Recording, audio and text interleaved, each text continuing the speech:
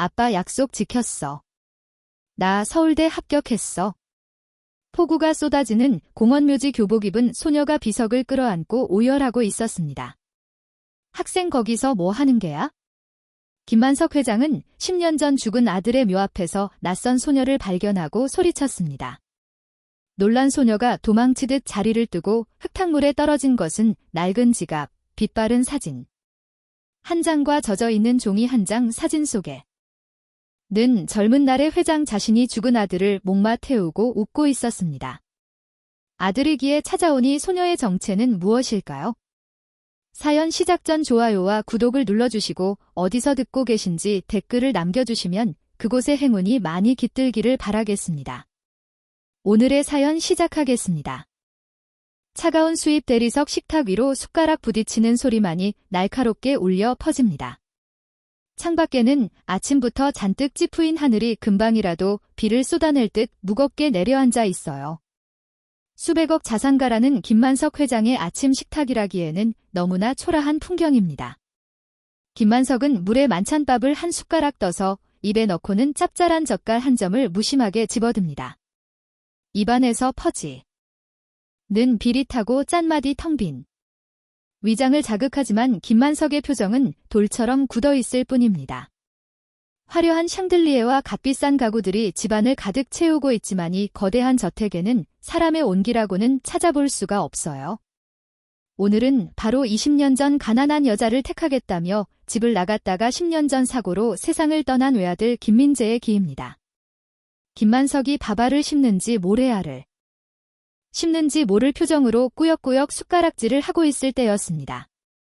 현관 쪽에서 도어록이 해제되는 경쾌한 전자음과 함께 요란스러운 목소리가 정적을 깨뜨립니다. 오빠, 우리 왔어. 아이고, 벌써 식사하고 계시네. 화려한 꽃무늬 원피스를 차려 입은 여동생 최영자가 양손 가득 백화점 포장이 된 과일, 바구니를 들고 거실로 들어섭니다. 그 뒤를 이어 조카 박철수가 쭉 격거리며 따라 들어와 허리를 90도로 굽히며 인사합니다. 삼촌 안녕하셨어요. 철수입니다. 식사는 입에 맞으세요? 김만석은 숟가락을 든 손을 잠시 멈췄을 뿐 눈길조차 주지 않고 다시 밥그릇으로 시선을 고정합니다. 최영자가 식탁 위에 과일 바구니를 쿵소리 나게 내려놓으며 호들갑을 뜹니다. 오빠 오늘 민재 기이잖아. 우리가 제사상이라도 좀 도울까 해서 일찍 왔지? 아니 가사 도우미 아줌마는 어디 가고 혼자 이렇게 궁상 맞게 드셔? 최영자의 눈동자가 김만석의 안색을 살피는 척하더니 이내 거실 한쪽에 놓인 고풍스러운 도자기와 서재 쪽에 육중한 금고를 향해 빠르게 굴러갑니다. 김만석이 저가를 씹으며 낮게 으르렁거리듯 입을 엽니다. 제사상은 내가 알아서 한다. 아침부터 웬 소란이야. 박철수가 얼른 김만석의 옆으로 다가와 빈 물컵에 물을 채우며 비굴하게 웃음을 흘립니다. 에이 삼촌 그래도 가족인데 얼굴도 보고 그래야 하죠. 제가 요즘 삼촌 생각해서 몸에 좋다는 영양제도 알아보고 있어요. 김만석은 박철수가 따르는 물을 쳐다보지도 않고 묵묵히 남은 밥을 입안으로 밀어넣습니다. 눈치 빠른 최영자가 식탁 의자를 끌어당겨 김만석의 맞은편에 털썩 주저앉습니다. 최영자가 손수건으로 입가를 톡톡 두드리며 짐짓 심각한 표정을 지어 보입니다. 오빠 그나저나 철수가 이번에 손댄 그 프랜차이즈 사업 말이야. 그게 요즘 경기가 안 좋아서 잠깐 자금 회전이 막혔나 봐. 아이고 죽은 민재 생각해서라도 조카기 한번 살려줘야 하지 않겠어? 김만석의 숟가락질이 뚝 멈춥니다. 죽은 아들의 이름이 돈 타령의 수단으로 나오자 김만석의 눈썹이 꿈틀거립니다.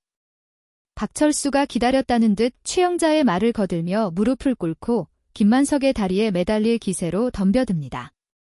삼촌 진짜 이번 한 번만 도와주시면 제가 이자 쳐서 갚을게요. 아니 제가 성공해서 삼촌 노후의 효도 톡톡히 하겠습니다. 민재 형모까지 제가 다 할게요. 네, 김만석이 천천히 고개를 들어 탐욕으로 번들거리는 최영자와 박철수의 얼굴을 번갈아 노려봅니다. 아들이 죽은 날조차 슬픔보다는 돈 냄새를 맡고 달려든 핏줄들의 모습에 김만석의 속에서 뜨거운 불덩이가 치밀어 오릅니다. 김만석이 손에 들고 있던 숟가락을 식탁 위에 거칠게 내리꽂습니다. 탁 날카로운 금소금이 거실 전체를 렁저렁 울립니다.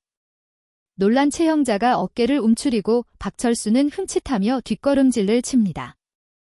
내 이놈들 오늘이 무슨 날인지 알고 그따위 소리를 짓거리는 거야? 김만석의 호통 소리가 천둥처럼 터져 나옵니다. 얼굴이 불그락푸르락해진 김만석이 식탁을 짚고 힘겹게 몸을 일으킵니다. 민재 이름 팔아가며 돈 뜯어낼 궁리만 하는 것들이 감히 어디라고 발을 들여 당장 내 집에서 나가지 못해. 최영자가 당황하여 눈을 동그랗게 뜨고 억울하다는 듯 항변합니다. 오빠 말이 너무 심하잖아. 우리가 남이야? 하나뿐인 여동생이랑 조카한테 너무 박절한 거 아니냐고. 박절 내년이 20년 전 민재 쫓겨날 때 뭐라 그랬어? 거지 같은 여자 데려오느니 연 끊는 게 낫다고. 부채질한 게 너 아니었냐? 김만석이 손에 잡히는 대로 물컵을 집어 현관 쪽으로 집어던집니다. 와장창 유리가 산산조각이 나며 파편이 사방으로 옵노. 옵니다. 기겁한 박철수가 최영자의 팔을 잡아 끌며 다급하게 소리칩니다. 엄마 일단 나가요. 삼촌 화나셨어. 빨리요. 아이고 내 팔자야. 오빠 나중에 후회하지 마오. 핏줄 다 내치고 저 돈싸 짊어지고 저승 갈 수 있을 것 같아. 최영자가 악다구니를 쓰면서도 박철수의 손에 이끌려 현관문 밖으로 밀려납니다. 쾅소리와 함께 현관문이 닫히고 나서야 집안에는 다시 무거운 정막이 찾아옵니다. 김만석은 거칠러진 숨을 몰아쉬며 가슴을 움켜쥡니다. 심장이 터질 듯 쿵쾅쾅거리고 머리가 핑도는 현기증에 김만석이 식탁 의자에 다시 주저앉습니다. 떨리는 손으로 주머니에서 혈압 약통을 꺼내 입안에 털어놓고는 물도 없이 억지로 삼킵니다. 김만석이 인터폰을 눌러 쉰 목소리로 지시합니다. 비서실장, 오늘 일정 다 취소해. 기사도 필요 없고 아무도 들이지 마라. 잠시 후 김만석은 평소 타던 최고급 세단. 대신 차고 구석에 먼지를 뒤집어 쓰고 있던 낡은 검은색 구형 그랜저에 시동을 겁니다. 이 차는 김민재가 살아있을 때 처음으로 월급을 모아 김만석에게 선물했던 차입니다. 오래된 엔진이 길거리며 힘겹게 돌아가자 김만석의 눈가에도 물기가 어립니다. 김만석은 조수석에 김민재가 생전에 좋아했던 소박한 단판 몇 개가 담긴 봉투를 툭 던져 놓습니다. 저택의 육중한 철문이 열리고 김만석의 낡은 차가 비틀거리며 도로 위로 나섭니다. 차창 밖으로 한 방울씩 떨어지던 빗방울이 어느새 굵은 장대비로 변의 차체를 때리기 시작합니다. 와이퍼가 삐걱거리는 소리를 내며 부지런히 움직이지만 쏟아지는 비를 닦아내기에는 역부족입니다. 김만석이 거칠고 주름진 손으로 온전대를 꽉 움켜쥐며 혼잣말을 중얼거립니다. 민재야 이 못난 애비를 용서해라. 내 곁에 남은 게 아무것도 없구나. 평생 악착같이 돈을 모아 산을 쌓았지만 정작 따뜻한 밥기 나눌 가족 하나 없는 자신의 처지가 비참하게 느껴집니다. 빗길을 달리는 내내 김만석은 차라리 20년 전으로 시간을 돌릴 수만 있다면 전 재산을 다 바쳐서라도 아들의 손을 잡았을 것이라며 뼈저린 후회를 곱씹습니다. 한참을 달려 파주 공원묘지 입구에 도착했을 때 세상은 온통 제빛 비안개에 휩싸여 있습니다. 김만석은 차에서 내려 우산을 펴들려 하지만 거센 바람에 우산살이 휘청거립니다. 제대로 펴지도 못한 우산을 대충 머리 위에 얹은 채 김만석은 진흙탕이 된 산길을 비틀거리며 오릅니다. 숨이 턱끝까지 차오르고 다리가 후들거리지만 아들을 만나러 가는 길을 멈출 수는 없습니다. 한참을 걸어 아들 김민재의 묘역이 눈에 들어올 즈음이었습니다. 아무도 찾을 리 없는 그 외딴 곳에 낯선 검은 형체가 웅크리고 있는 것이 보입니다. 김만석은 자신의 눈을 의심하며 걸음을 멈춰섭니다. 쏟아지는 빗줄기 사이로 보이는 것은 분명 사람의 형상입니다. 김만석은 떨리는 가슴을 진정시키며 그 낯선 존재를 향해 한 발짝 더 다가갑니다. 한치 앞도 분간하기 힘들 정도로 쏟아지는 비안개 사이로 김만석은 눈을 가늘게 뜨고 흐릿한 인형을 응시합니다. 처음에는 그저 묘비 옆에 자라난 나무 그루터기거나 누가 버리고 간 조화 뭉치라고 생각했죠.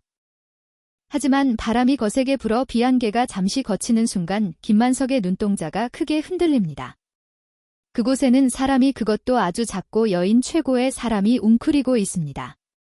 김만석은 거친 숨을 몰아쉬며 진흙탕에 발이 빠지는 것도 아랑곳하지 않고 한 걸음씩 다가갑니다. 가까워질수록 형체는 분명해지는데 낡아서 색이 바랜 교복을 입은 애된 여학생입니다. 여학생은 우산도 없.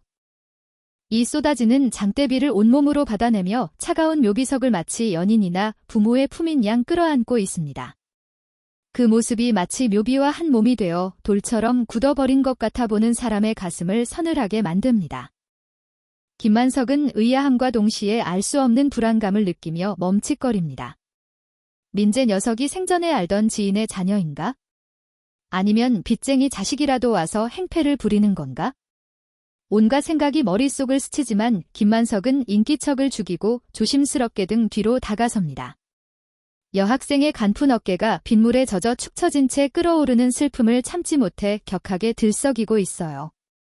빗소리가 귀를 때리는 와중에도 여학생이 입에서 흘러나오는 가느다란 목소리가 김만석의 귀가에 파고듭니다.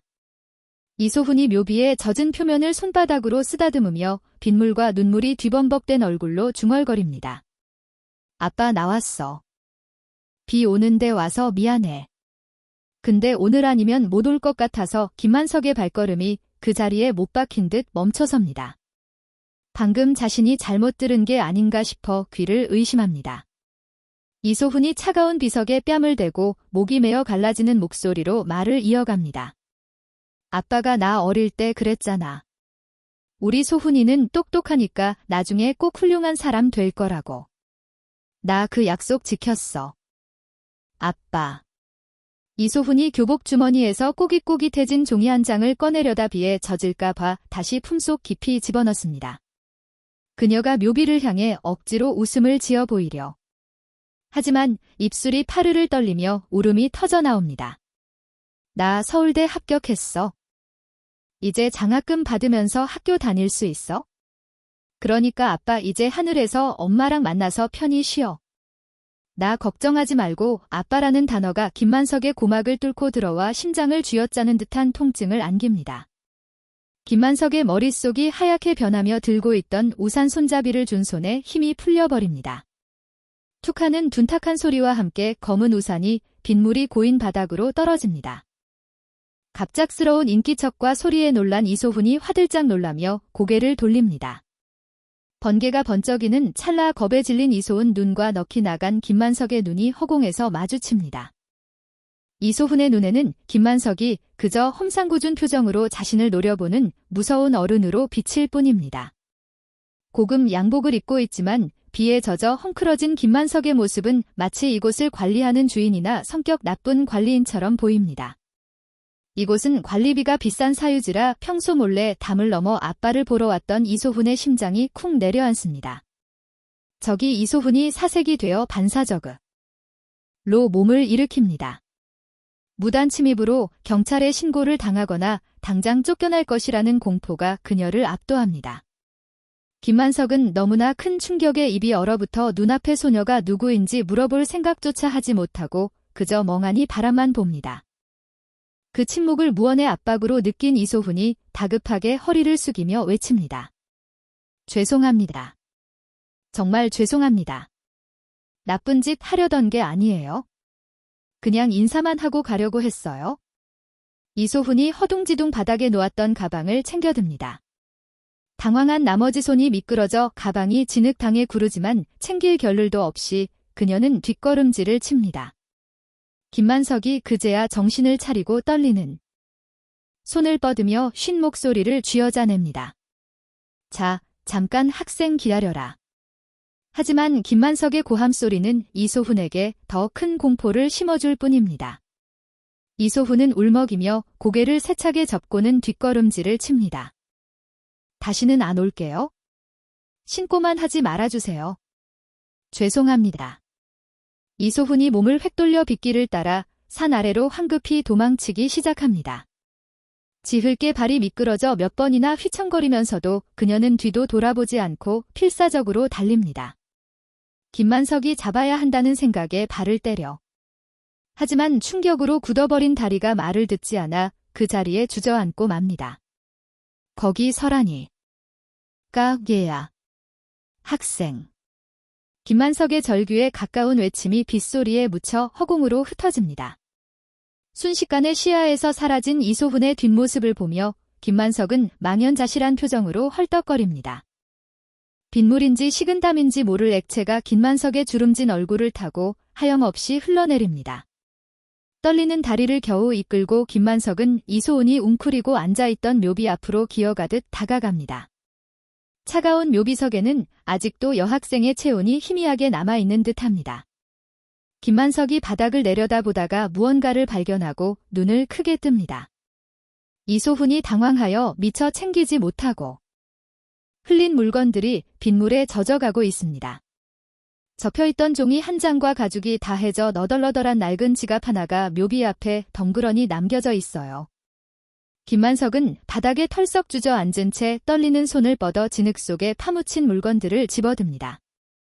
종이는 이미 빗물을 잔뜩 먹어 눅눅해졌고 지갑은 흙탕물이 튀어 엉망입니다.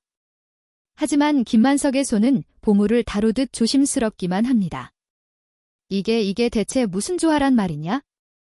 김만석은 심장이 터질 것 같은 긴장감 속에서 이것이 꿈이 아니기를 제발 환각이 아니기를 간절히 기도합니다. 그의 거친 손가락이 젖은 종이를 천천히 펼치기 시작합니다. 하늘에서는 여전히 무심. 한비가 쏟아져 내리고 김만석은 묘비에 기댄 채 운명처럼 다가온 단서들을 내려다봅니다. 3장의 단서 등장 남겨진 합격증과 아들의 사진. 김만석의 거친 손가락이 빗물에 젖어 찢어질 듯 위태로운 종이를 조심스럽게 펴냅니다. 하늘에 구멍이라도 뚫린 듯 쏟아지는 비를 온몸으로 막아서며 김만석은 종이에 적힌 글자를 확인하려 눈을 부릅니다. 종이는 이미 물을 잔뜩 먹어 흐물거렸지만 굵은 궁서체로 박힌 2 글자는 김만석의 망막에 불이 인두로 지지듯 선명하게 박힙니다.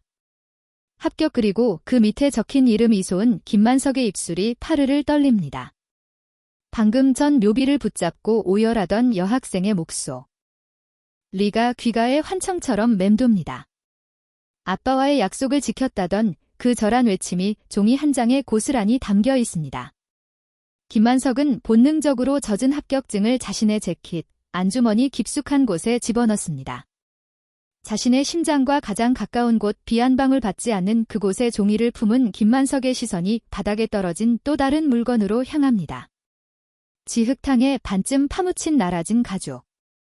지갑입니다. 가죽이라 부르기 민망할 정도로 해지고 모서리가 다 다른 지갑을 집어드는 김만석의 손이 심하게 요동칩니다. 지갑을 여는 그 짧은 순간이 김만석에게는 영업의 시간처럼 느껴집니다. 지갑 안에는 꼬깃꼬깃 접힌 1,000원짜리 지폐장과 동전 몇 개가 전부입니다.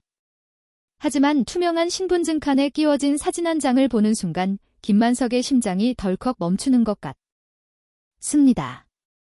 오래되어 누렇게 색이 바래고 누군가가 정성스럽게 투명 테이프로 이어붙인 흔적이 역력한 흑백 사진입니다.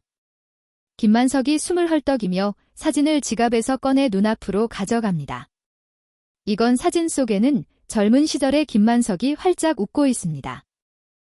그의 목마을 타고 세상을 다 가진 듯 환하게 미소 짓고 있는 어린아이, 바로 죽은 아들 김민재입니다.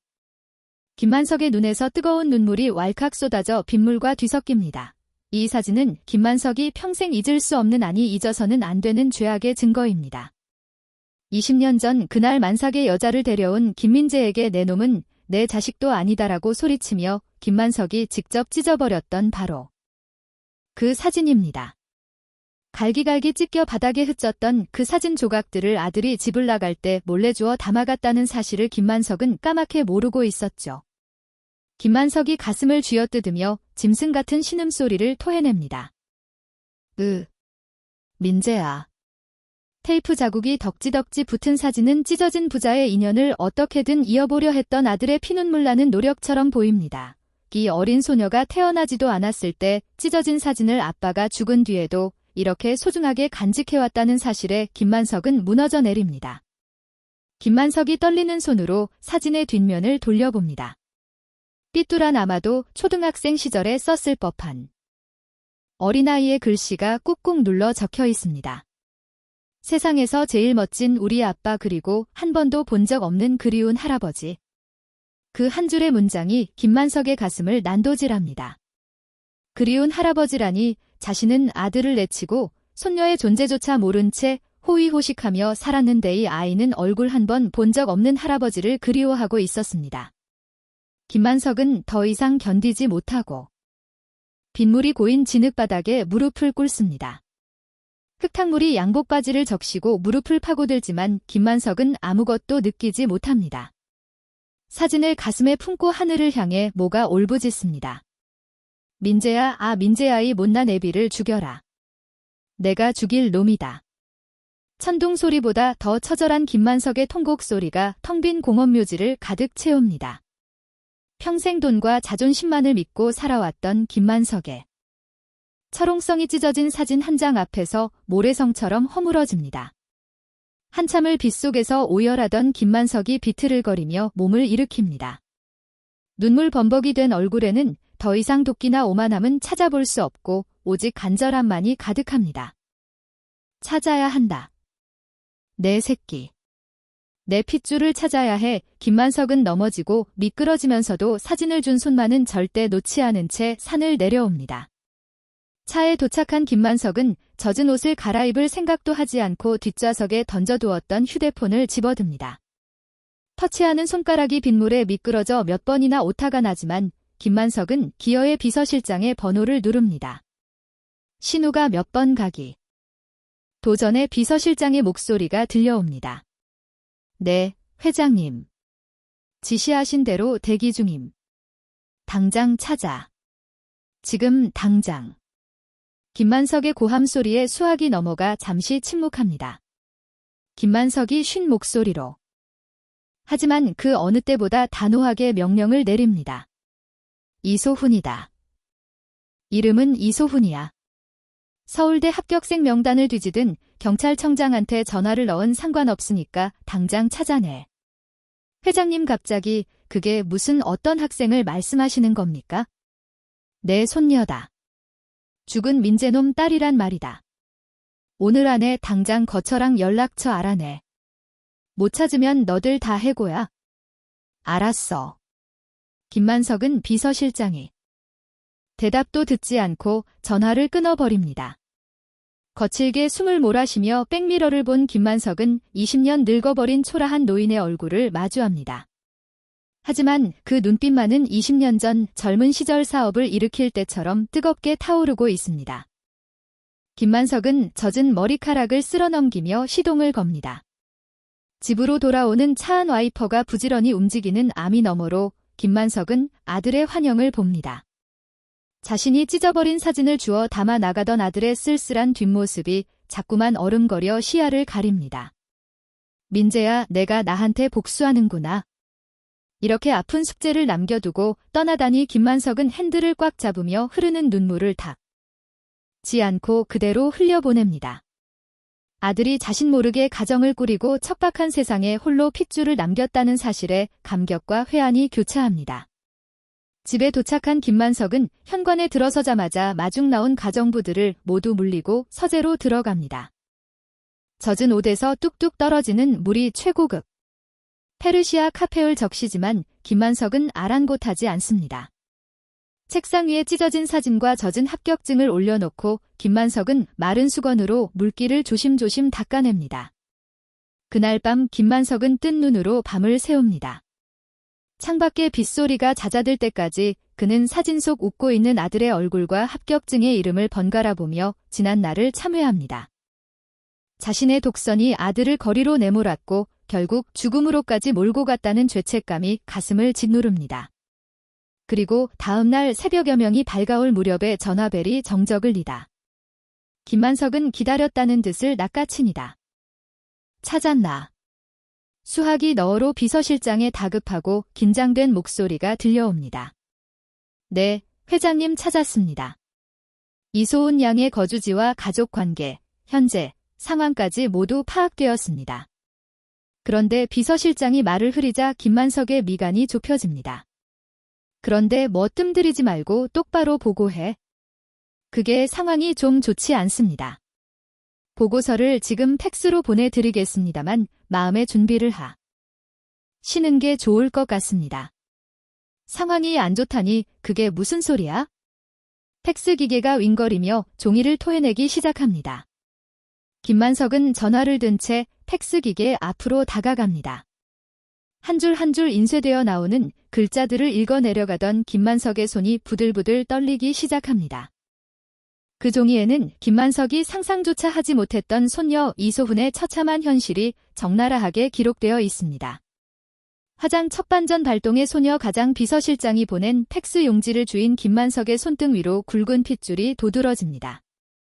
종이 위에 인쇄된 활자들은 마치 날카로운 칼날이 되어 김만석의 눈을 찌르는 것만 같아요. 보고서의 첫 줄부터 김만석의 숨통을 조여옵니다. 거주지 서울시 성북구 재개발 예정지구 3구역 무허가 판자촌 그리고 그 아래 이어진 가족 사항에는 북인민재 사망모 이혜진 5년 전 지병 및 생활고로 사망이라는 문구가 건조하게 적혀 있습니다. 아들이 사랑했던 여자가 가난과 병마에 시달리다 쓸쓸히 죽어갔다는 사실. 그리고 그 지옥 같은 가난 속에 어린 손녀가 홀로 남겨졌다는 사실이 김만석을 전율하게 합니다. 이혜진. 그 아이 이름이 혜진이었구나. 김만석은 20년 전 아들의 손을 잡고 왔던 여자의 이름조차 묻지 않고 문전박대했던 자신의 과거를 떠올리며 입술을 깨웁니다. 김만석은 즉시 옷을 갈아입고 수행원 한 명만을 대동한 채 저택을 나섭니다. 검은색 세단은 서울의 화려한 빌딩 숲을 지나 도시의 그늘이 짙게 들이운 변두리로 향합니다. 내비게이션조차 길을 찾지 못해 몇 번이나 경로를 재탐색할 만큼 이소훈이 사는 곳은 세상과 단절된 섬 같은 곳입니다. 차가 더 이상 들어갈 수 없는 가파른 언덕길 입구에 도착하자 김만석은 차에서 내립니다. 눈앞에 펼쳐진 풍경은 2024년의 서울이라고는 믿기지 않을 정도로 처참합니다. 곳곳에 붉은 스프레이로 철거 공갈하고 적힌 흉물스러운 글씨들이 담벼락을 뒤덮고 있고 금미간 시멘트벽 사이로는 잡초가 무성합니다. 김만석은 지팡이를 짚고 숨을 몰아쉬며 사람이 겨우 한 명 지나갈 수 있는 조기로 같은 골목길을 걸어 올라갑니다. 코를 찌르는 하수구 냄새와 곰팡 내의 수행원이 인상을 찌푸리지만 김만석은 아랑곳하지 않고 보고서에 적힌 번지수를 찾아 헤니다. 한참을 헤맨 끝에 다 쓰러져가는 낡은 슬레이트 지붕 아래 반지하 방창문이 김만석의 눈에 들어옵니다.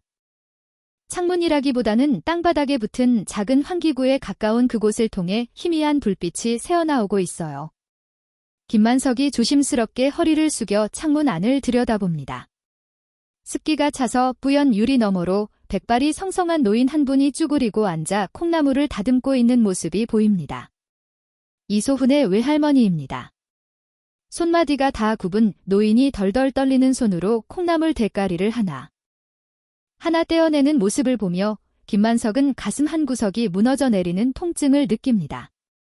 사돈이 될 수도 있었던 저 노인이 자신의 아들 탓에 저런 고생을 하고 있다는 생각에 김만석은 차아 인기척을 내지 못하고 빗걸음질을 칩니다.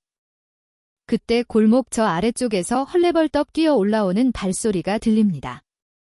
김만석은 황급히 전보대 뒤로 몸을 숨기고 그림자 속에서 상황을 지켜봅니다.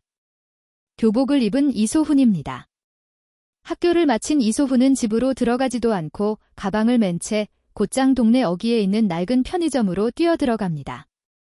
김만석은 수행원에게 눈을 보내 그 자리에 대기시키고 홀로 편의점 쪽으로 걸음을 옮깁니다. 통일이 너머로 보이는 이소훈의 모습은 처절하기 그지 없습니다. 카운터에 선 이소훈은 들어오는 손님마다 허리가 꺾일 정도로 굽실거리며 인사를 합니다. 어서 오세요. 봉투 필요하세요? 감사합니다. 또 오세요. 밝은 목소리를 내고 있지만 그녀의 얼굴에는 고단함이 짙게 배어 있습니다. 손님이 잠시 끊긴 틈을 타 이소훈이 진열대 구석에서 유통기한이 임박해 폐기 스티커가 붙은 삼각김밥 하나를 꺼냅니다. 그녀는 계산대 아래에 쭈그리고 앉아 차가운 삼각김밥을 허겁지겁 입안으로 밀어넣습니다.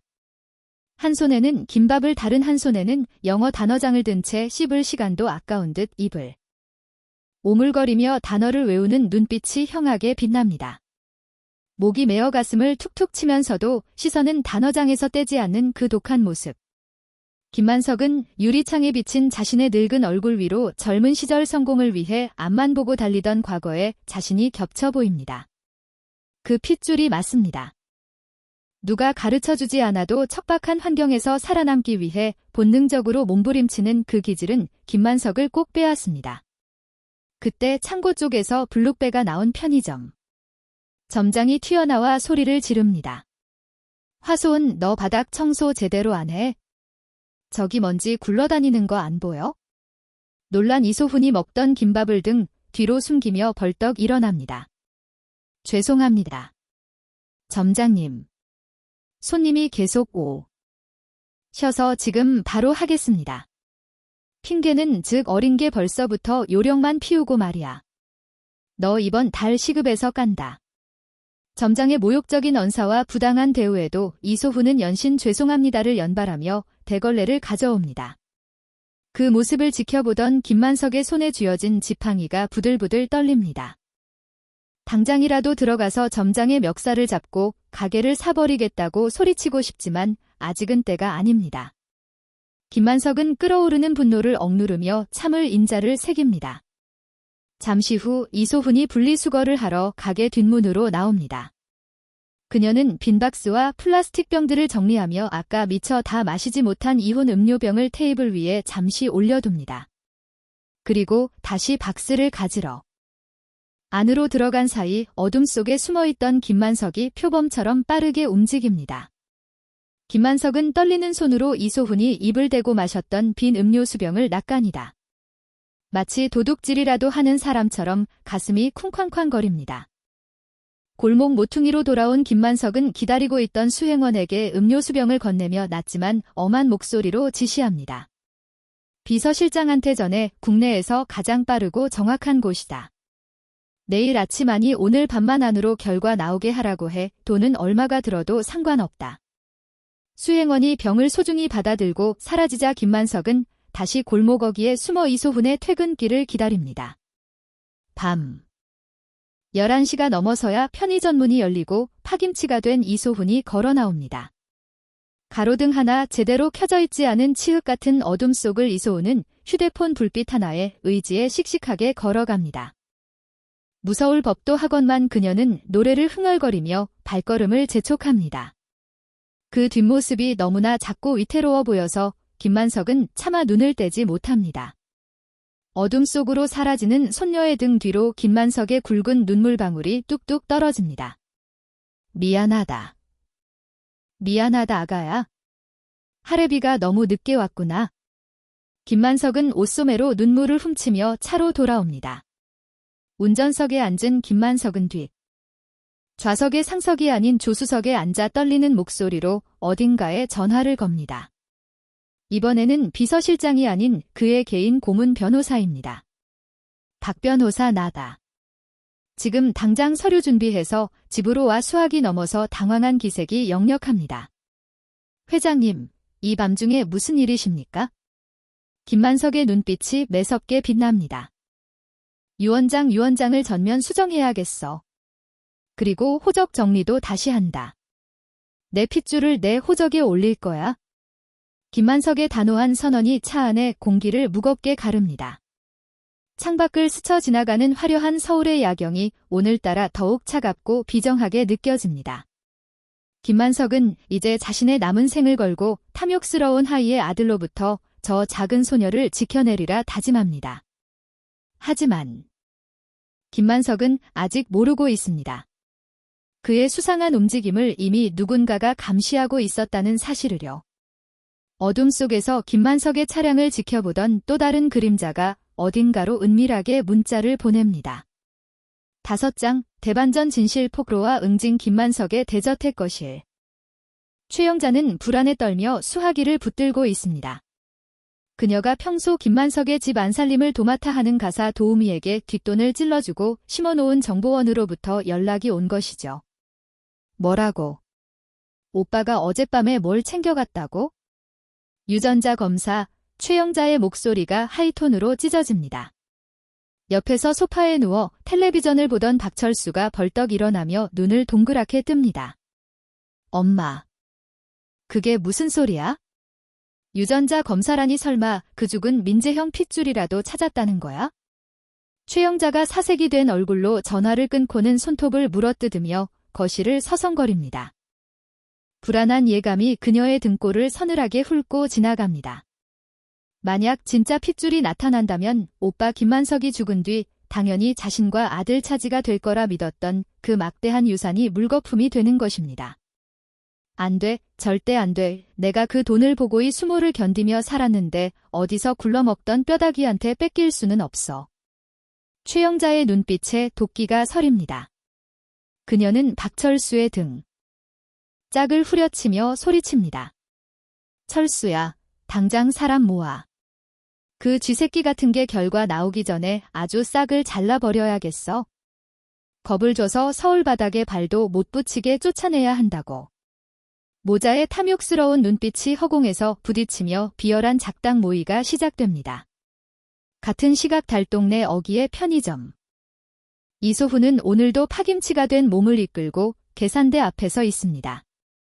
밖에는 추적추적 비가 내리고 손님이 뜸한 틈을 타이소우는 꾸벅조는 눈을 비비며 영어 단어장을 들여다봅니다. 그때 편의점 문이 거칠게 열리며 딸랑하는 종소리가 요란하게 울립니다. 이소훈이 반사적으로 고개를 들며 인사를 건넵니다. 어서 오세. 하지만 말을 끝맺기도 전에 이소훈의 입이 딱 벌어 집니다. 검은 양복을 입은 덩치 큰 사내들이 우르몰려 들어오더니 다짜고짜 가게 문을 안에서 걸어 잠그고 블라인드를 내려버립니다. 그리고 그들 사이로 화려한 모피 코트를 걸친 최영자와 껄렁한 표정의 박철수가 위풍당하게 들어옵니다. 영문을 모르는 이소훈이 겁에 질린 표정으로 뒷걸음질을 칩니다. 누구세요? 지금 영업 중인데 문을 잠그시면 영업? 영업 같은 소리하고 자빠졌네. 최영자가 코음을 치며 계산대 앞으로 성큼 다가옵니다. 그녀는 진열되어 있던 껌통을 손으로 휩쓸어 바닥에 내동. 댕이 칩니다. 와르르르 쏟아지는 껌통 소리에 이소훈이 비명을 지르며 움츠어듭니다. 최영자가 이소훈을 위아래로 훔쳐보며 경멸 섞인 목소리로 쏘아붙입니다. 내년이냐? 우리 오빠 홀려서 한몫 단단히 챙기려는 꼰년이 무슨 말씀을 하시는 거예요? 저 할머니 누구신데 이러세요? 할머니 건방진 것이 어디서 말됐고야? 최영자가 계산대 안으로 밀고 들어와 다짜고짜 이소훈의 머리채를 휘어잡습니다. 이소훈이 아악하고 비명을 지르며 고통에 몸부림칩니다. 박철수는 옆에서 킥킥거며 휴대폰으로 그 장면을 찍으려다 험상궂은 용역들이 가게 밖을 지키고 서 있는 것을 보며 짐짓 거만한 척 폼을 잡습니다. 얘야, 어린 게 아주 싹수가 놀았네. 너 우리 삼촌 재산 노리고 접근했지? 솔직히 말해. 누가 시켰어? 박철수가 진열대에 컵라면들을 발로 뻥뻥 차며 행패를 부립니다. 가게 안은 순식간에 난장판이 되고 이소훈은 머리채를 잡힌 채 바닥으로 내동댕이 쳐집니다. 입술이 터져 피가 흐르고 교복 치마가 찢어졌지만 이소훈은 살려달라고 소리치며 저항합니다. 살려주세요. 사람 살려요. 왜 이러세요? 정말 닥쳐. 어디서 근본도 없는 천한 것이 감히. 김만석 회장 핏줄 흉내를 내 너 같은 거 쥐도 새도 모르게 묻어버리는 건 일도 아니야. 최영자가 악을 쓰며 이소훈의 뺨을 때리려는 순간이었습니다. 가게 바퀴 웅성거리며 소란. 쓰러워지더니 굳게 닫힌 유리문 너머로 검은 세단 한 대가 미끄러지듯 멈춰섭니다. 헤드라이트 불빛이 가게 안을 비추자 최영자와 박철수가 순간 움찔하며 동작을 멈춥니다. 차문이 열리고 차가운 빛 속으로 김만석이 모습을 드러냅니다. 그의 손에는 누런 서류 봉투 하나가 꽉 쥐어 있습니다. 김만석은 가게 안의 참상을 확인하자마자 눈빛이 맹수처럼 돌변합니다. 잠겨있는 문을 보고 수행원들이 달려들어 문을 부을듯 흔들자 안에 있던 용역 하나가 겁을 먹고 슬그머니 잠금 장치를 풉니다. 김만석이 문을 박차고 들어서자 찬바람과 함께 서늘한 살기가 가게 안에 가득 채웁니다. 이게 지금 무슨 짓거리들이냐? 김만석의 호랑이 같은 포효가 터져나옵니다. 닭에 쓰러져 피를 흘리는 이소원을 발견한 김만석의 눈이 뒤집힙니다. 이성을 잃은 김만석이 손에 들고 있던 지팡이를 높이 지켜듭니다. 그리고는 최영자와 박철수 옆에 있는 철제 진열대를 향해 있는 힘껏 내리칩니다.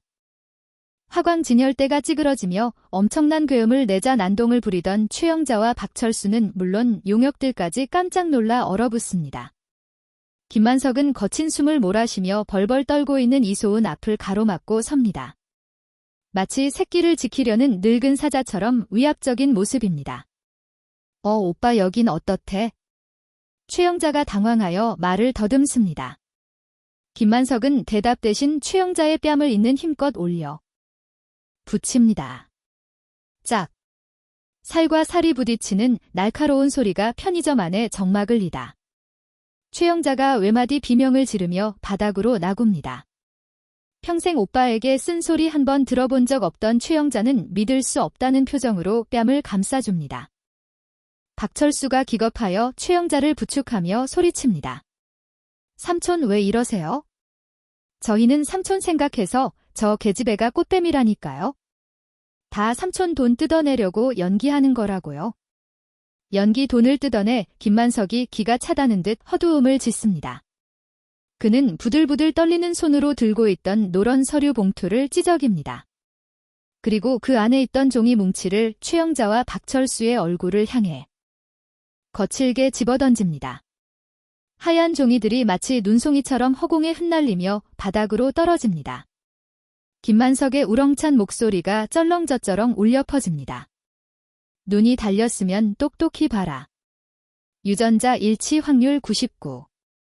9%의 9%의 아이는 내 아들 민재의 핏줄이고 내 집의 유일한 주인이다. 흩날리는 종이들 사이로 친자관계 성립이라는 굵은 글씨가 최영자의 눈앞에 뚝 떨어집니다.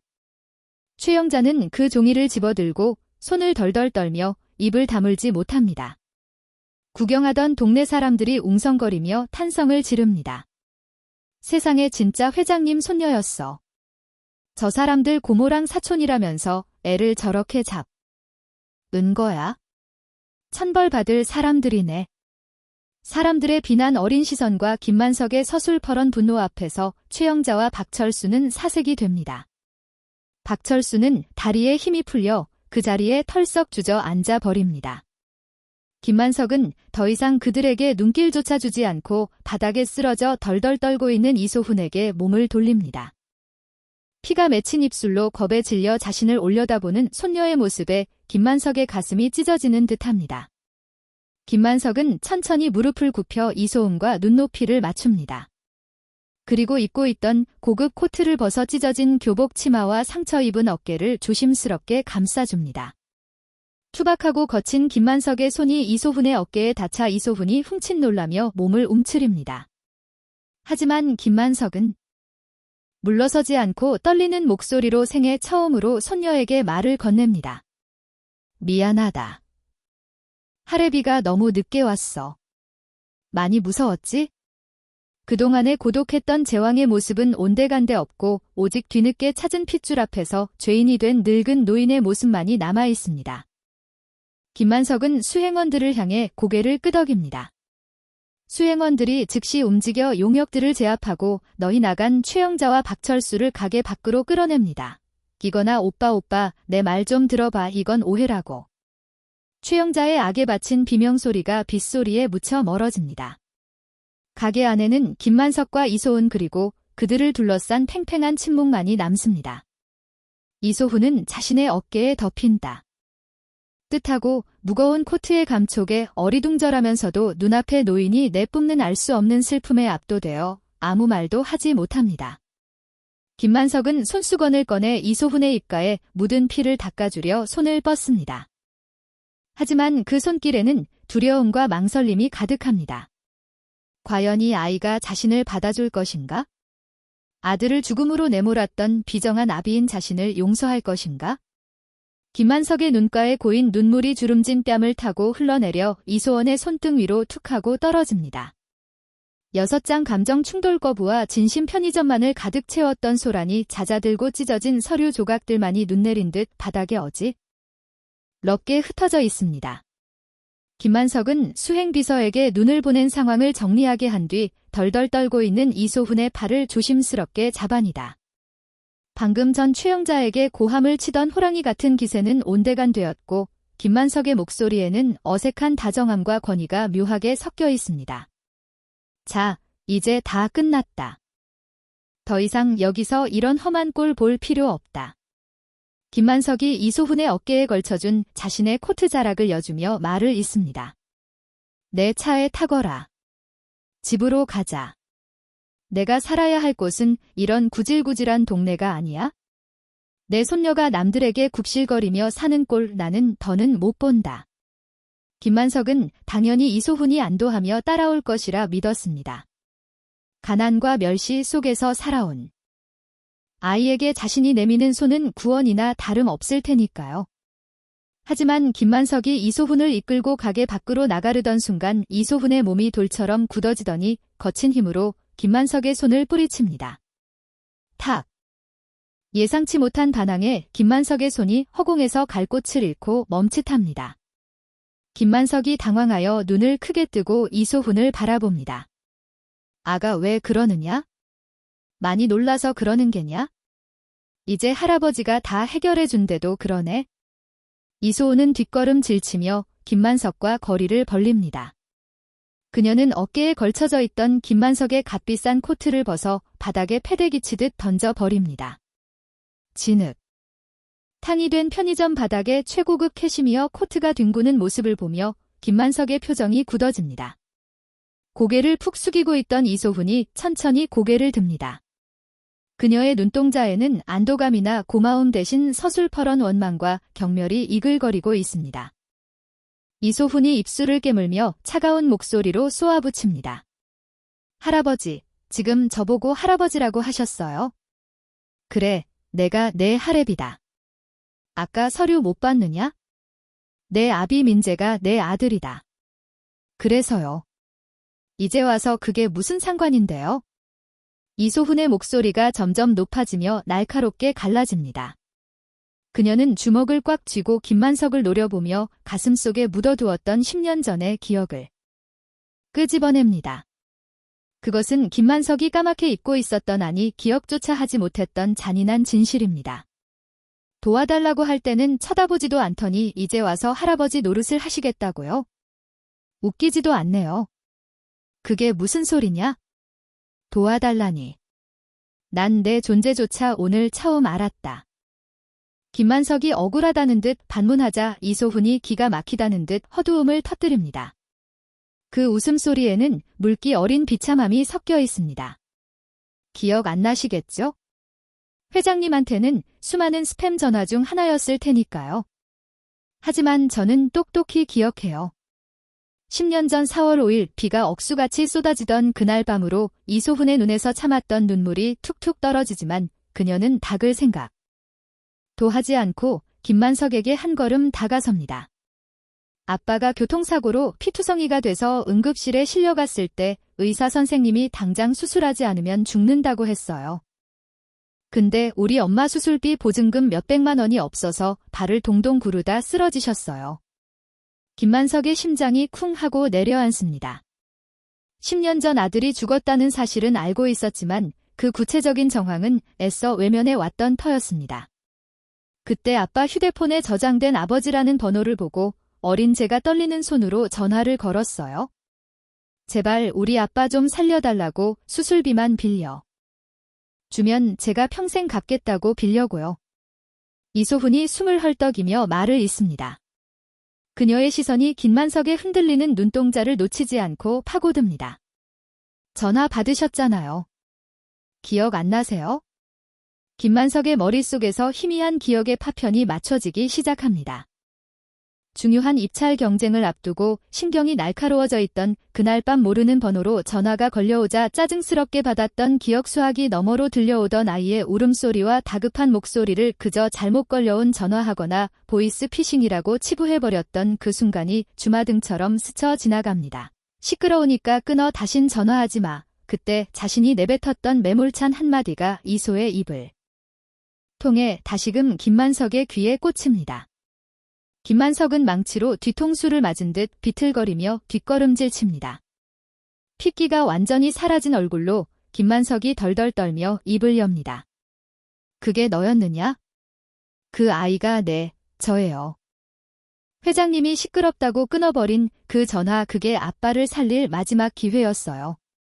아빠는 할아버지 목소리 한 번 못 듣고 차가운 수술대 위에도 못 올라가 보고 복도에서 그냥 식어갔어요. 이소훈이 가슴을 쥐어뜯으며 오열합니다. 돈이면 다 되는 줄 아세요? 핏줄, 가족 그딴 거 필요 없어요. 우리 아빠 할아버지가 죽인 거나 마찬가지예요. 그래 놓고 이제 와서 내 집으로 가자고요. 역겨워요. 김만석은 다리에 힘이 풀려 그 자리에 털썩 주저앉고 맙니다. 자신의 오만과 독선이 아들의 마지막 숨통을 끊어놓았다는 사실에 숨을 쉬는 것조차 죄스럽게 느껴집니다. 그는 억만금을 가지고도 정작 가장 소중한 아들을 살리지 못했고 손녀에게 씻을 수 없는 상처를 주었습니다. 김만석이 바닥을 짚은 채 고개를 들지 못하고 쉰 목소리로 중얼거립니다. 미안하다. 내가 죽일 놈이다. 몰랐다. 정말 몰랐어. 몰랐으면 다 해요. 몰랐으면 우리 아빠가 살아 돌아와요. 이소훈은 김만석이 바닥에 떨어뜨린 지갑에서 삐져나온 수표들과 명함을 집어듭니다.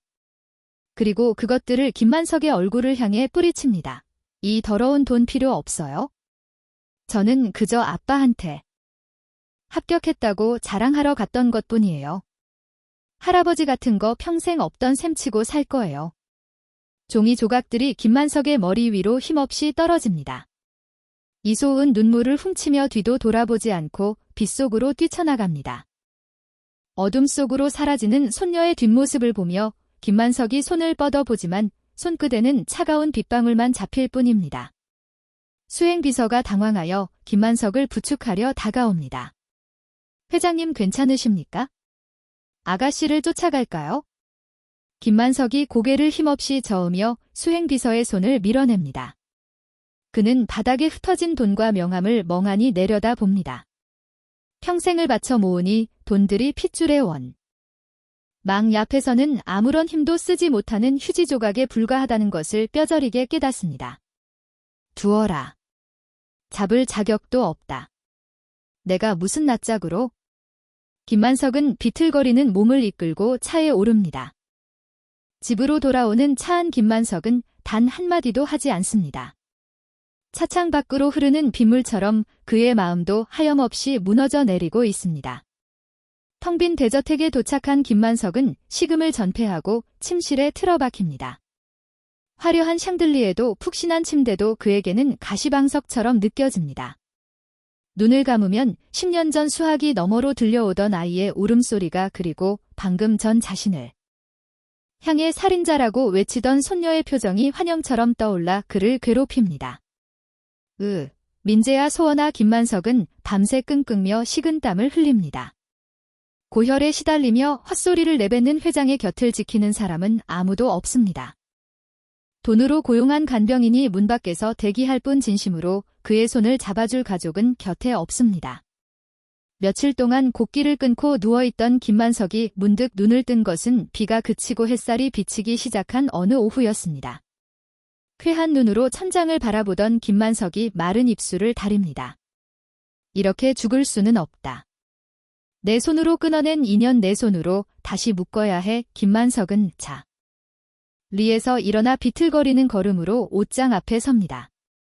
그는 평소 즐겨 입던 최고급 이태리 양복들을 제쳐두고 구석에 처박혀 있던 낡고 허름한 점퍼를 꺼내 입습니다. 그리고 거울 속에 비친 자신의 초라한 모습을 바라보며 결심한 듯 고개를 끄덕입니다. 회장 김만석이 아닌 죄인 김만석으로서 가장 낮은 곳으로 내려가리라 다짐합니다.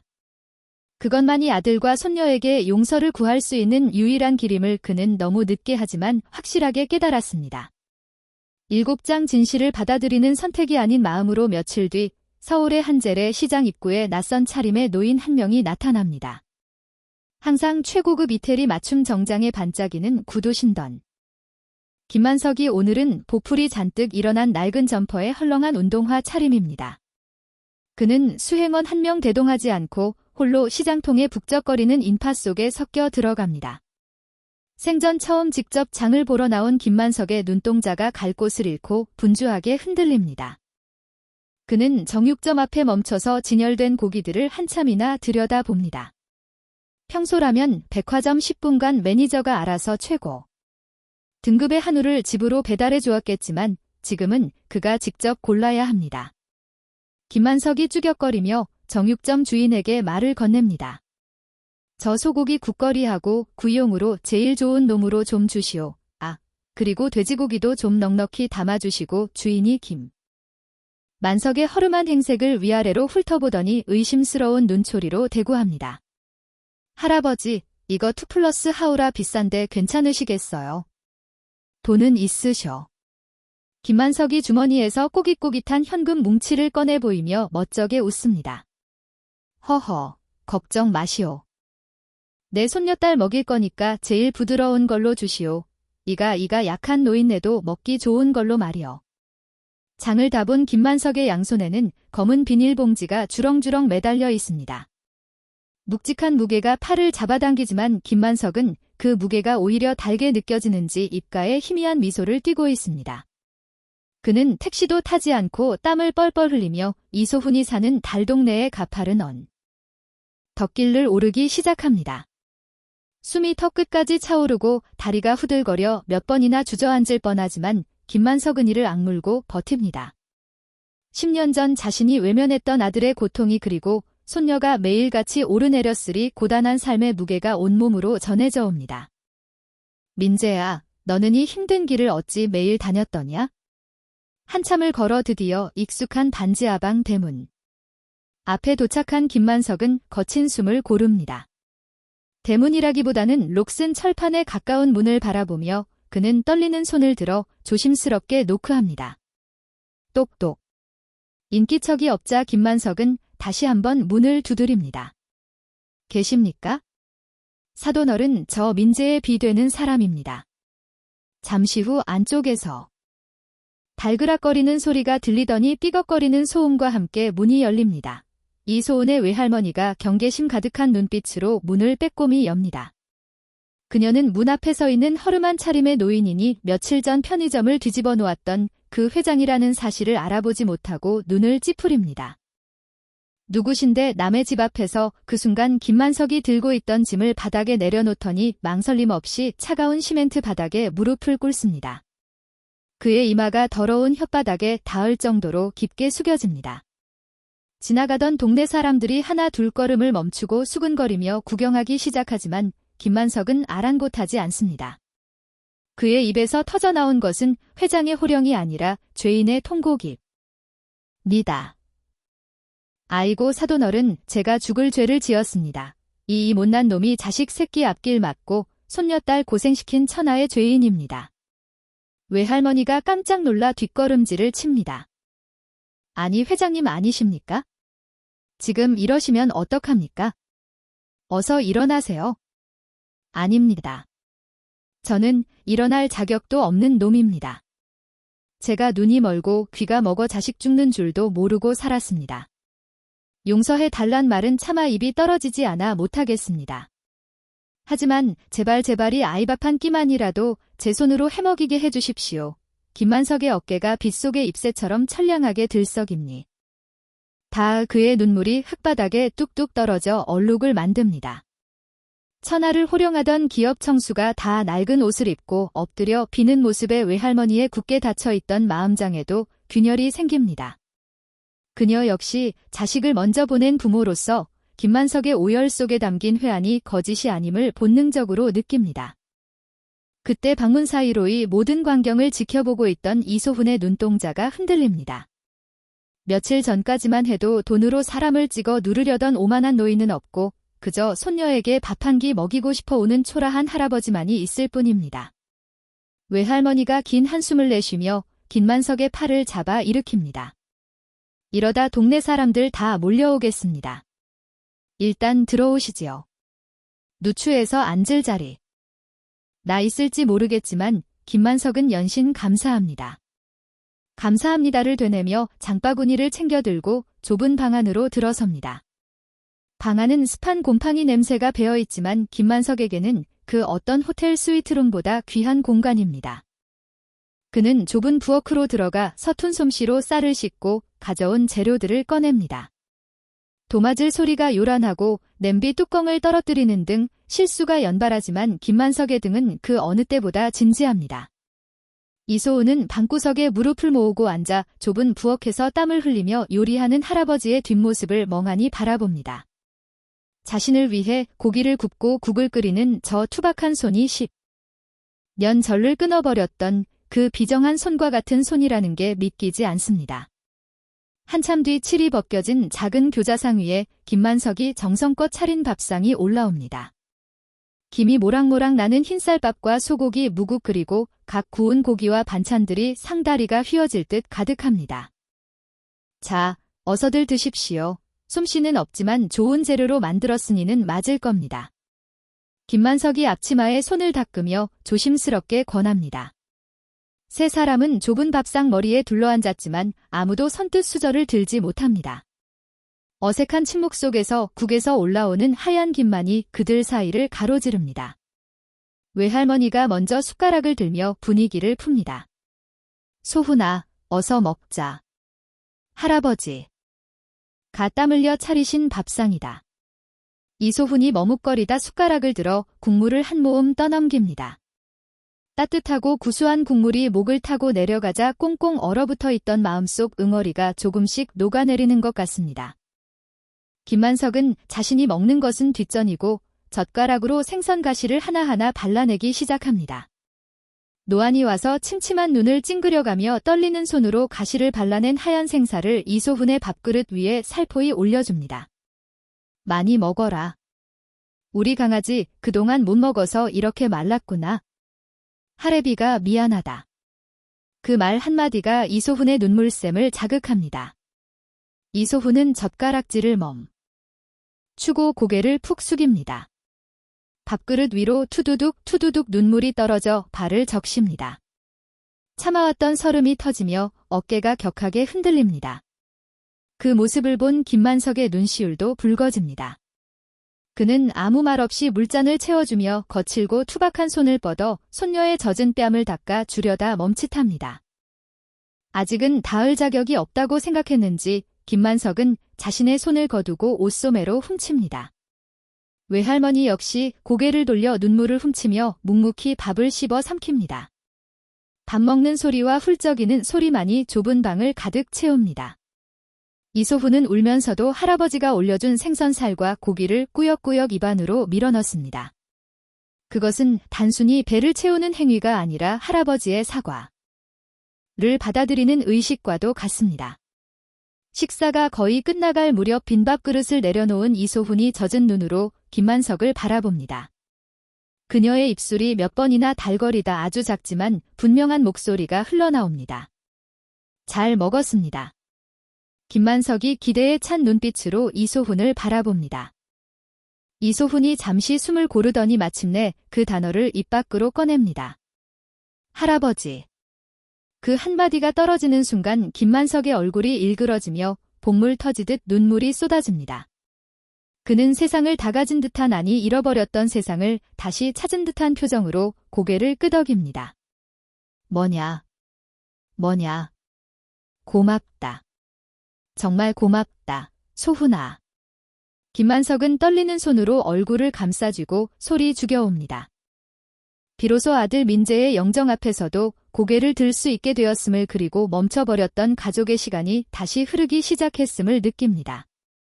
창밖으로 쏟아지던 햇살이 좁은 반지하방 안으로 깊숙이 들어와 눈물 젖은 세 사람의 밥상을 따뜻하게 비추고 있습니다. 8장. 조용한 여운 새로운 가족의 탄생. 겨울에 찬 바람이 물러가고 그 자리에 따스한 봄볕이 내려앉기 시작했습니다.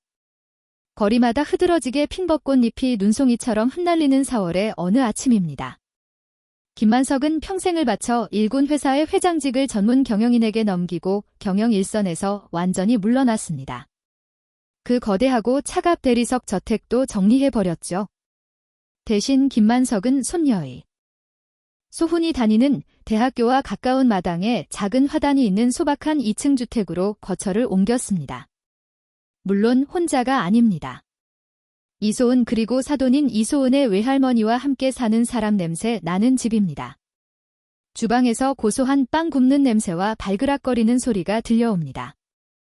김만석이 어색하게 곰돌이 무늬가 그려진 앞치마를 두르고 토스터 앞에서 빵이 튀어 오르기를 기다리고 있습니다. 그의 손에는 수십억짜리 결제 서류 대신 버터 바른 나이프가 들려 있어요. 아이고 사돈어른, 그건 제가 한다니까 또 먼저 일어나셨습니까? 이소훈의 외할머니가 부스스한 머리를 정리하며 주방으로 나옵니다. 김만석이 사람 좋은 웃음을 지으며 각 구워진 토스트를 접시에 담습니다. 허허, 일찍 일어나는 게 노인네의 특기 아닙니까? 우리 소은이 학교 가려면 든든히 먹여야지요. 제가 오늘 계란 프라이는 기가 막히게 했습니다. 김만석이 자랑스럽게 내밀었지만 사실 노른자는 터졌고 흰자는 살짝 그을려 있습니다. 하지만 밥상에 둘러앉은 세 사람의 얼굴에는 웃음꽃이 만발합니다. 잠시 후 말끔하게 교복되신 대학생다운 사복을 차려 입은 이소훈이 2층에서 내려옵니다. 김만석의 눈에서 꿀이 뚝뚝 떨어집니다. 어이구, 우리 강아지 나왔느냐? 오늘따라 더 예쁘구나. 누굴 닮아서 이렇게 인물이 환한지 모르겠다. 이소훈이 식탁에 앉으며 김만석에게 눈을 흘깁니다. 할아버지 그 말. 만 벌써 100번째예요. 얼른 앉으세요. 같이 먹어요. 오냐 오냐 많이 먹어라. 공부하려면 체력이 국력이다. 김만석은 자신의 빵에 잼을 바르는 것도 잊은 채 이소훈이 오물오물 먹는 모습만 봐도 배가 부른 듯 흐뭇하게 바라봅니다. 식사를 마친 김만석의 일과는 이제부터가 진짜 시작입니다. 그는 현관에서 이소원의 전공 서적들이 담긴 무거운 가방을 굳이 자신이 들겠다고 나섭니다. 할아버지 무거워요. 제가 맨다니까요. 어허이 할애비가 왕년에는 쌀가마이도 번쩍번쩍 들던 사람이다. 이까지 책가방이 뭐가 무겁다고 그러냐? 정류장까지만 들어준다니까 그러네. 김만석은 이소훈의 가방을 어깨에 메고 위풍당하게 대문을 나섭니다. 등교길 벚꽃잎이 날리는 길을 나란히 걷는 두 사람의 그림자가 길게 늘어집니다. 버스 정류장에 도착해 버스가 올 때까지 김만석은 이소훈의 온매 무쇠를 다듬어주며 잔소리 아닌 잔소리를 늘어놓습니다. 차 조심하고 밥 걸르지 말고 누가 괴롭히면 바로 할애비한테 전화해라. 알았지? 알았어요. 회장님 누가 감히 김만석 회장님 손녀를 건드리겠어요? 이소훈이 장난스럽게 대꾸하며 버스에 오릅니다. 버스가 멀어지고 시야에서 사라질 때까지 김만석은 손을 흔들며 그 자리를 지킵니다. 집으로 돌아오는 길 김만석은 동네 공원 경로당 벤치에 잠시 앉아 숨을 고릅니다. 동네 노인들이 삼삼오후 모여 장기를 두거나 담소를 나누고 있습니다. 그런데 김만석의 손에는 계절에 맞지 않는 물건이 끼워져 있습니다. 새 빨간 털장갑입니다. 본볕이 따가울 정도로 내리쬐는데도 김만석은 그 두꺼운 장갑을 절대 벗지 않습니다. 옆에 앉아 부채질을 하던 방영감이 이상하다는 듯 김만석을 쳐다봅니다. 아니 김영감 날이 이렇게 더운데 웬 털장갑이야? 손에 땀나겠어. 김만석이 기다렸다는 듯 털장갑 낀 손을 짝 펴서 얼굴 옆에 갖다 댑니다. 그의 입가에 주체할 수 없는 미소가 번집니다. 이거 헌의 눈에는 이게? 그냥 장갑으로 보이나? 이게 말이야. 우리 손녀가 첫 아르바이트 월급 탔다고 사준 거야? 서울대 다니는 우리 똑똑한 손녀 말이야. 아니, 그래도 봄에 털장갑은 좀 그렇지 않나? 에잉. 촌스럽기는 이게 다 손녀의 따뜻한 마음이야. 나는 하나도 안 더워. 마음이 비단결 같은 우리 소은이 온기가 느껴져서 오히려 시원하다니까? 김만석이 꺼르며 장갑을 얼음 만집니다. 과거 수천만 원짜리 시계를 차고도 만족을. 모르던 그의 모습은 온데간데 없고 10,000원짜리 털장갑 하나에 세상을 다 가진 듯 행복해하는 평범한 할아버지만이 남아있습니다. 한편 김만석의 지원이 끊기자마자 몰락한 최영자와 박철수는 뿔뿔이 흩어졌다는 소문이 들려옵니다. 가끔 김만석의 휴대폰으로 모르는 번호가 찍히지만 김만석은 더 이상 그들에게 마음을 쓰지 않습니다. 그저 지나간 악연일 뿐 지금의 평온한 행복을 깨뜨릴 수 없으니까요. 주말이 되자 김만석은 이소은 사돈과 함께 아침 일찍부터 서둘러 길을 나섭니다. 그들이 향한 곳은 파주 공원묘지입니다. 불과 몇 달 전만 해도 비바람이 몰아치고 통곡 소리가 가득했던 그곳이 오늘은 따스한 햇살과 이름 모를 들꽃들로 평화롭기 그지없습니다. 김민재의 묘비 앞에 돗자리를 펴고 세 사람은 정성스럽게 준비해온 도시락을 꺼냅니다. 김만석이 직접 싼 모양은 삐뚤하지만 정성이 가득한 김밥이 접시에 담깁니다. 김만석은 아들이 좋아했던 소주 한 잔을 묘비 앞에 따르며 사진 속 아들의 얼굴을 손으로 쓸어내립니다. 민재야, 잘 지내느냐? 아비 왔다. 사진 속에 김민재가 환하게 웃고 있습니다. 예전에는 그 웃음이 비수처럼 가슴을 찔렀지만 이제는 따뜻한 위로로 다가옵니다. 김만석이 묘비를 향해 덤덤하게 하지만 진심을 담아 말을 건넵니다. 내 딸 소훈이가 아주 훌륭하게 컸다. 너랑 혜진이가 하늘에서 잘 보살펴준 덕분이야. 그리고 이 못난 아비도 이제야 사람같이 산다. 밥도 잘 먹고 잠도 잘 자고 웃기도 잘 웃는다. 김만석의 눈가가 촉촉해지지만 더 이상 슬픔의 눈물은 아닙니다. 이소훈이 김만석의 옆으로 다가와 그의 어깨에 머리를 기니다. 그리고 아빠의 묘비를 향해 종알종알 이야기를 시작합니다. 아빠 그거 알아?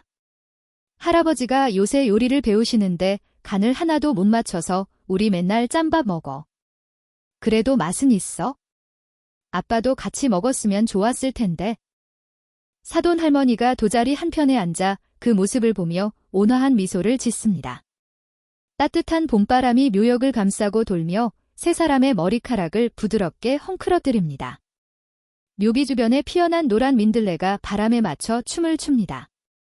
김만석은 문득 하늘을 올려다봅니다. 구름 사이로 비치는 눈부신 햇살이 마치 아들이 내려보내는 따스한 미소 같다고 느껴집니다. 이제 더 이상 그에게 죽음은 공포나 후회가 아닌 또 다른 화해와 만남의 기다림으로 다가옵니다. 자, 이제 그만 내려가자. 배고프지 않니? 내려가서 우리 소은이 좋아하는 갈비나 먹으러 가자구나. 김만석이 자리에서 일어나며 손을 내밉니다. 한쪽은 사돈 할머니가 다른 한쪽은 이소훈이 김만석의 손을 잡습니다. 김만석의 거칠고 투박한 손과 이소의 잡고 보드라운 손이 꼭 맞잡힙니다. 서로의 온기가 맞닿은 그 손을 놓지 않은 채 사람은 천천히 산을 내려갑니다. 그들의 뒷모습 위로 벚꽃잎이 축복처럼 쏟아져 내립니다. 수백억의 돈으로도 살 수 없었던 행복이 지금 김만석의 주름진 손 안에 고스란히 담겨 있습니다.